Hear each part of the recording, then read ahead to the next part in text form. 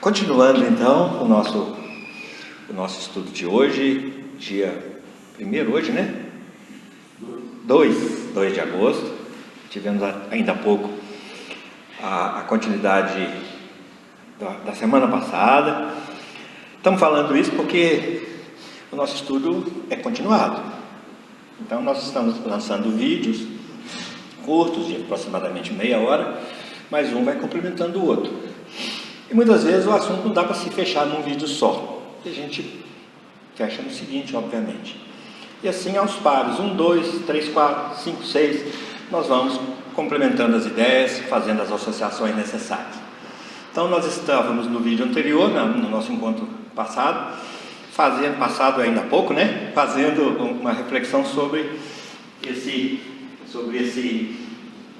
gráficos que estão aqui no quadro, que é uma continuidade, obviamente, de poucos minutos atrás. Então, agora, a ideia agora é a gente enxergar essa Santíssima Trindade aqui. Mas antes eu queria dizer uma coisa. Durante o intervalo, veio um questionamento muito interessante sobre a Santíssima Trindade, e nos fez refletir que a nossa intenção, ao buscarmos refletir sobre isso, não é outra senão nos subsidiar de mais e mais e mais informações. E que Deus Pai continua Pai, Filho continua Filho, Jesus, o nosso Cristo, mas não é mais só que Pai, Filho e Espírito Santo, não.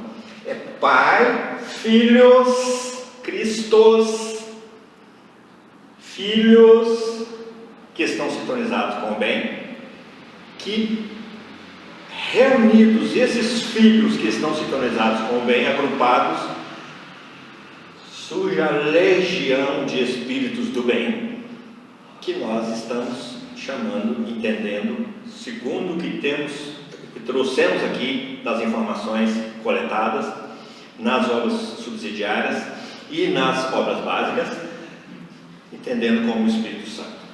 Então, o Espírito Santo não é uma individualidade, é uma individualidade de grupo, tudo bem, é uma legião de espíritos comprometidos com o bem. Então, daí a necessidade de cada um de nós se esforçar cada vez mais para fazer parte desse grupo de Espíritos Santos. Se esforçar como? Agindo no bem do tamanho que nós somos. Porque toda vez que nós agimos no bem, nós agregamos valor a essa potência chamada Espírito Santo, que é essa potência do bem. Hoje nós temos carência de Espírito Santo na Terra, porque aqui, segundo nós já sabemos que a doutrina agora hoje vem nos ensinar isso e clarear isso para nós, aqui ainda prevalece o mal daqui para baixo nessa escala de mundos. Então nós estamos num mundo de expiações e de provas, e no nosso mundo de expiações e provas há mais incidência da maldade do que da bondade. Então há aqui uma carência de santidade espiritual, há uma carência do Espírito Santo aqui no nosso planeta, de nossa parte.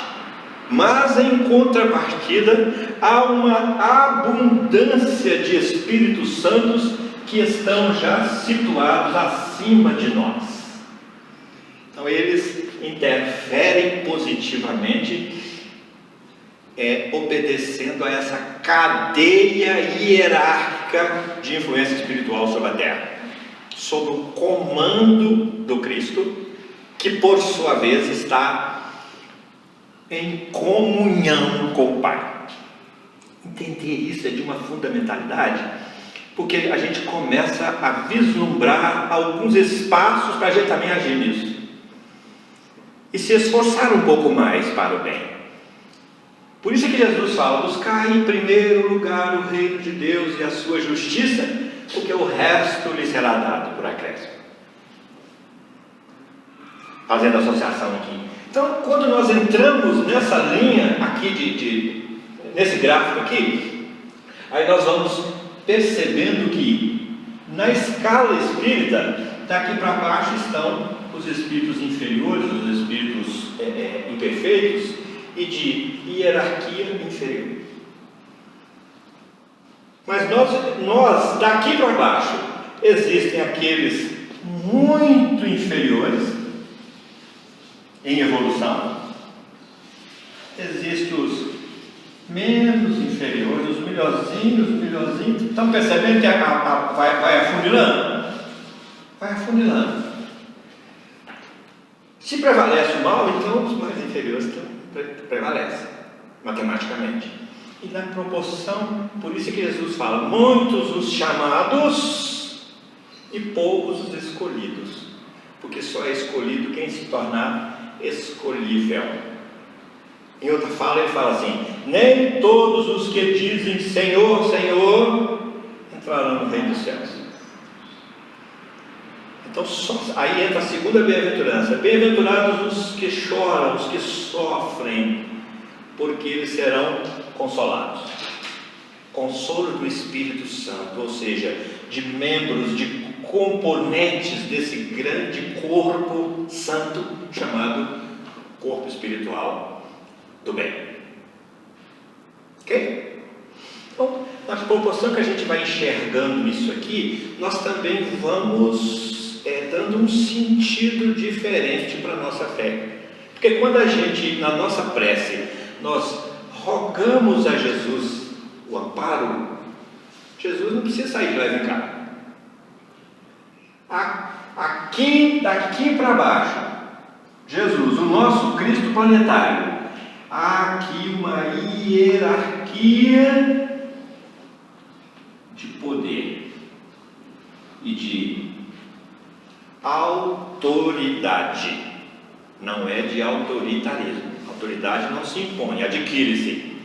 Então essa hierarquia aqui, assim como o Pai, Deus é a inteligência suprema, causa primária de todas as coisas, é onisciente, é onipotente, é soberano em tudo. Então ele estava em cima, ele podia fazer tudo sozinho. Surgiu esse questionamento no intervalo também. Mas Deus não opera, nós estamos aprendendo isso agora. Nenhuma folha cai sem que Deus o permita. Mas Deus não está lá debaixo da árvore para falar, agora você pode cair não. Vamos para o 15º princípio fundamental? A ação dos espíritos na natureza. Esse é o trabalho dos espíritos, a serviço de Deus, cuidando dos reinos inferiores, lá nos animais, nos minerais, nos vegetais. 15º princípio fundamental, a ação dos espíritos da natureza. Como é que esses espíritos que estão debaixo dessa hierarquia aqui trabalham? Sob que comando do Cristo? Direto? Não. Que vem por influenciações. Aí a pergunta que teve também no intervalo foi: nós podemos nos considerar cristãos? De direito, sim. Agora, de fato, nós começamos a ser cristãos a partir, porque de direito sim, porque a semente é lançada para todos. Parábola do semeador. Agora, de fato, nós vamos poder nos considerar cristãos de verdade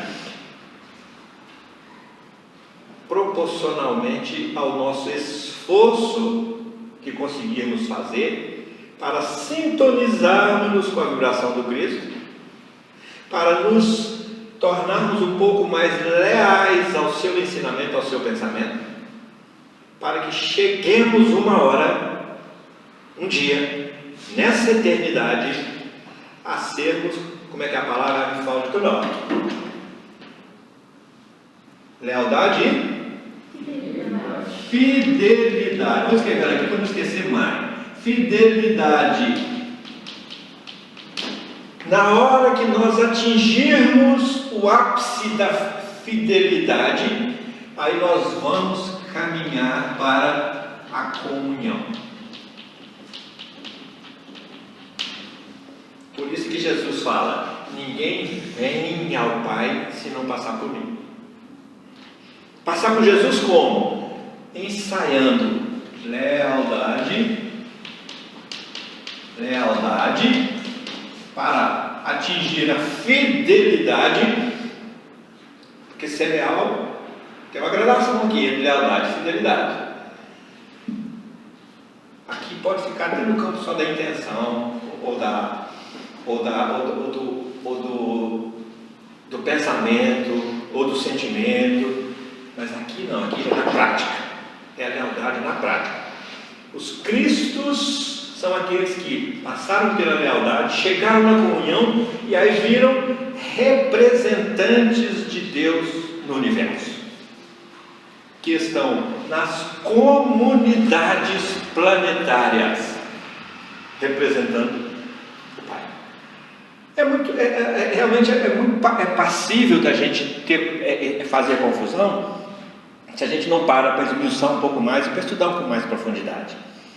Porque, segundo o que foi traduzido para nós, das ideias trazidas pelos evangelistas, leva a crer realmente em algumas passagens que é uma unidade só. Mas em outras a gente já deixa muito claro que não. É a mesma coisa que reencarnação. Está constando no Velho Testamento? Está. Explicitamente e implicitamente. Está constando no Novo Testamento? Está. Implicitamente e explicitamente. Então, por que a gente nega pelo implícito, por se apegar mais ao que está implícito, e não abre o olho para o que está explícito? Porque o diálogo de Jesus com Nicodemos está muito claro.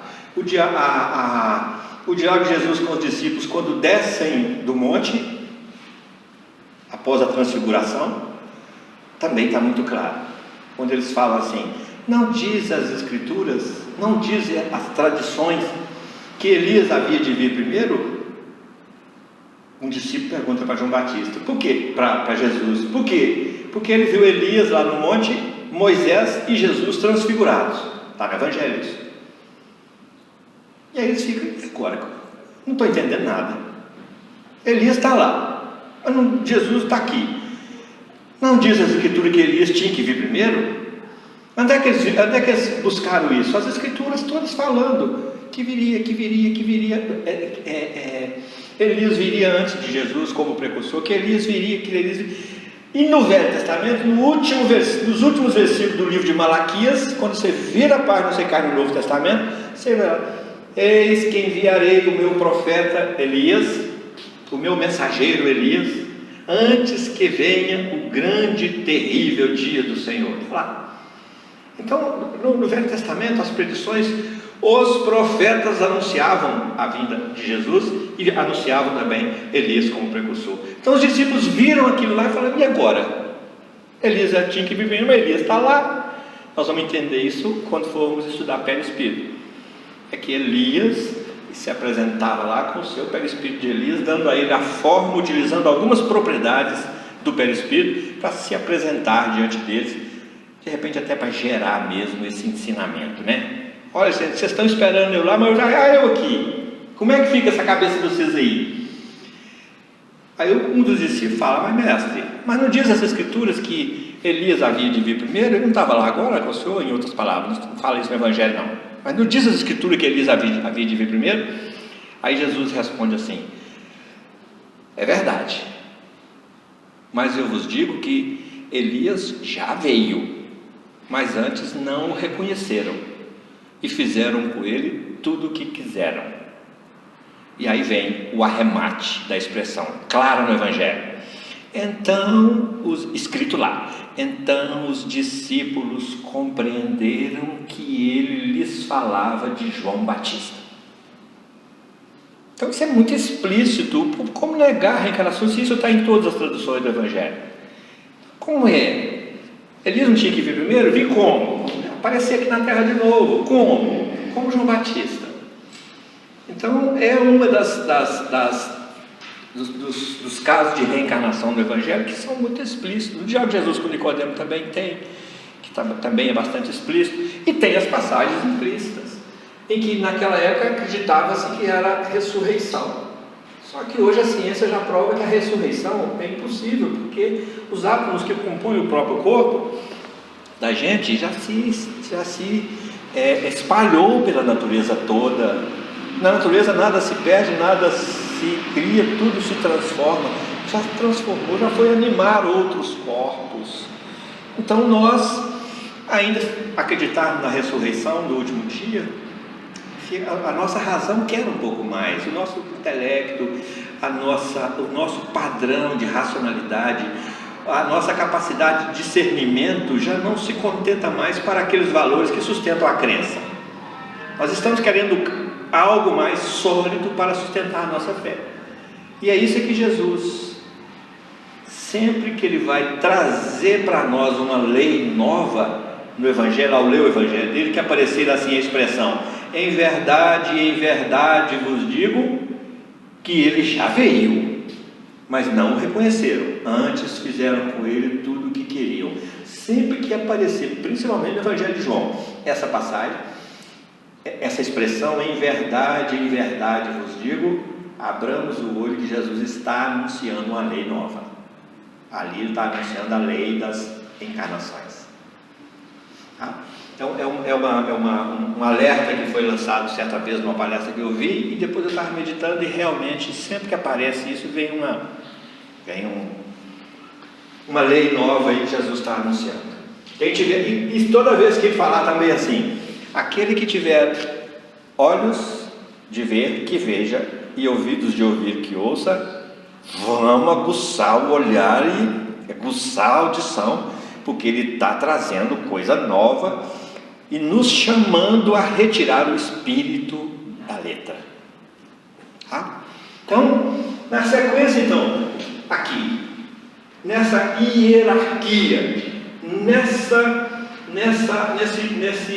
nesse sistema de influenciação por autoridade e por amor dos espíritos superiores sobre aqueles que ainda não atingiram o topo, nos quais nós nos incluímos, cargos imperfeitos, os espíritos imperfeitos, e estamos em evolução. Então vamos tirar essa seta aqui e vamos botar esse jogo de influência hierárquica e essa vontade e esse exercício evolutivo nosso para cima.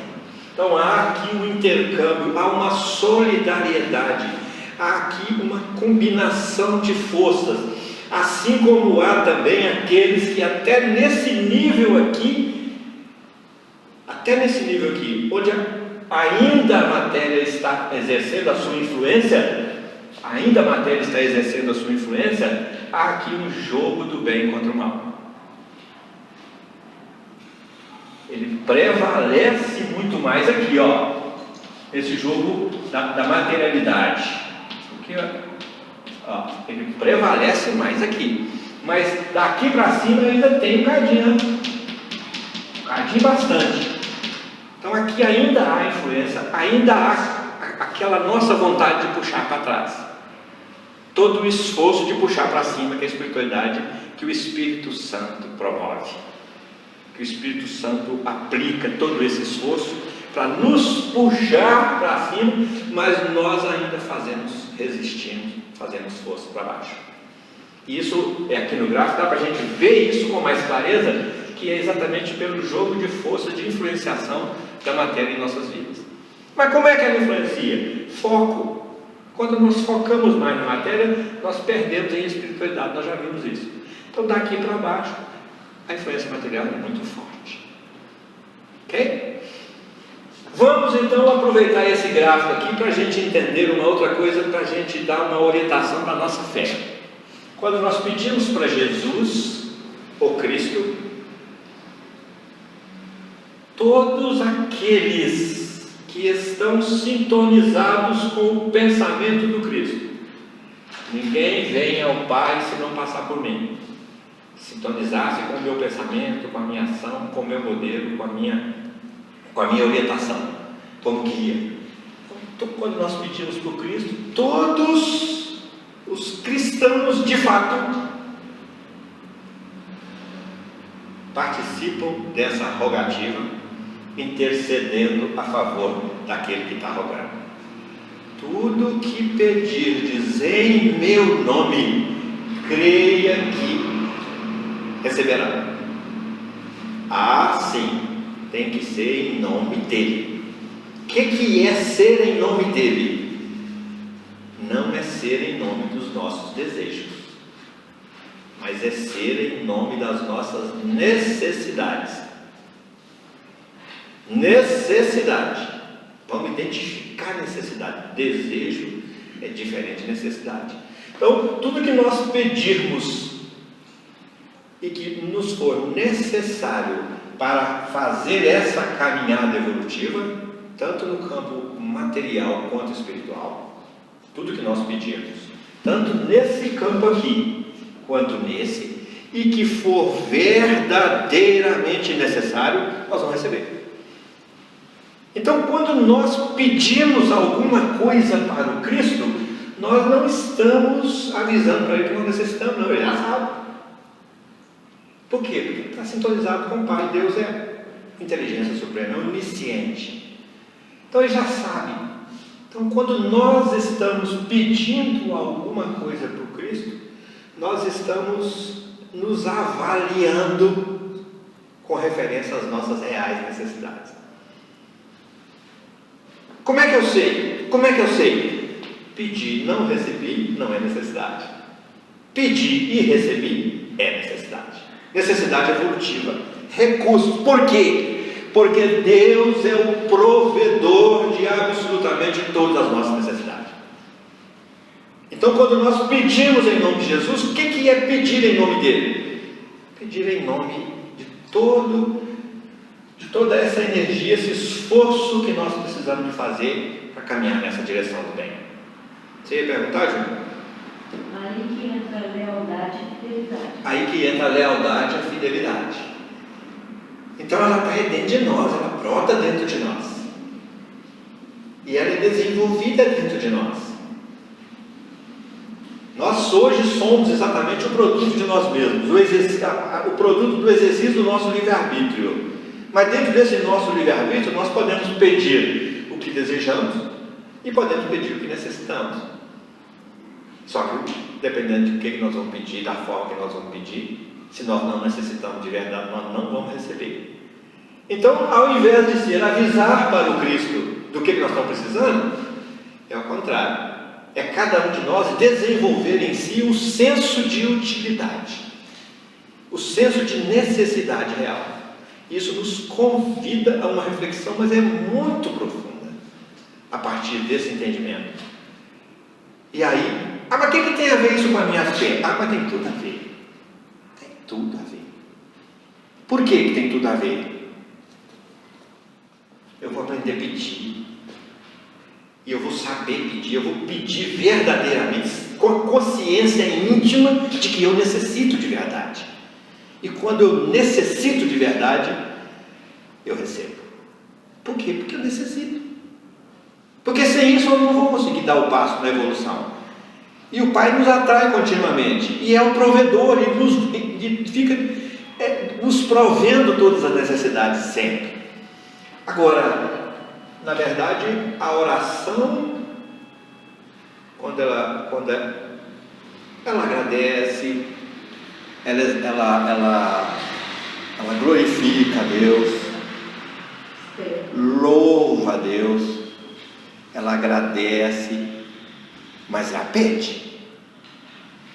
E às vezes a gente pede na oração e não é atendido. Não estou falando de pedir coisas materiais, nós estamos falando de pedir coisas espirituais também. Ainda não é o momento da gente acessar aquele benefício. Não é a nossa necessidade naquele momento. A sabedoria divina conhece as nossas necessidades e nos coloca exatamente no lugar que elas estão à nossa disposição, com as pessoas que disponibilizam ela para nós. Que pessoas são essas que disponibilizam elas para nós? São pessoas, são almas que já estão começando a intercambiar, já estão começando a fazer parte dos negócios do Pai. Processos de troca, de intercâmbio. de intermediação dos benefícios. Porque Deus não chega a te dar, te atende, né? De repente você pede, você às vezes não está nem pensando mais naquilo, chega a Mauri e fala, Sede, isso. Uai, Mauri, você também, né? Já tá cuidando dos negócios do pai? A ajuda vem naturalmente. Por isso, bem-aventurados os que choram, os que sofrem, porque serão consolados. Aí entra a questão dos que choram, os que sofrem. Todos os que choram e que sofrem são consolados ao mesmo tempo? Não, porque às vezes depende da forma de chorar e sofrer. Onde é que está isso escrito? Lá no Evangelho do Espiritismo. Bem e mal sofrer. Causas anteriores das aflições, causas atuais das aflições. E muitas vezes a causa atual, principal da nossa aflição, é o nosso fechamento íntimo, gerado pelo nosso orgulho, pelo nosso egoísmo. Então todos seremos consolados, mas é preciso de ficar consolável. É preciso a gente entender isso, para que muitas vezes a gente não fica consolável por ignorância, por falta de conhecimento mesmo. Porque tudo é um processo muito sutil, esse pedir e receber. É um comando de energia muito sutil, que a gente não consegue descrever isso, não conseguimos, no nível em que nós estamos. Mas a gente já consegue sentir ele, a gente sente quando precisa realmente e pede com vontade de ser atendido, e pede sentindo a necessidade, ficando consolável. Entender isso é fundamental, porque isso é parâmetro básico para a sustentação da nossa própria fé. Agora nós vamos pedir com vontade e abrir as mãos para receber, mas as mãos passam pelo coração, pela mente, mas elas têm que estar limpas para receber, têm que estar receptivas, e a gente às vezes pede, mas não fica receptivo. Então, aqui nós podemos fazer um paralelo aqui, utilizando esse mesmo gráfico. Nós estamos aqui na casa de Francisco de Assis, e nós muitas vezes pedimos a intercessão de Francisco de Assis. Então, utilizando esse gráfico aqui, não nessa altura, nesse nível hierárquico, vou fazer até outro gráfico, para a gente entender isso aqui melhor. Francisco de Assis está onde? Na cadeia hierárquica dele. Aqui não se viu. Francisco de Assis está aqui. Aqui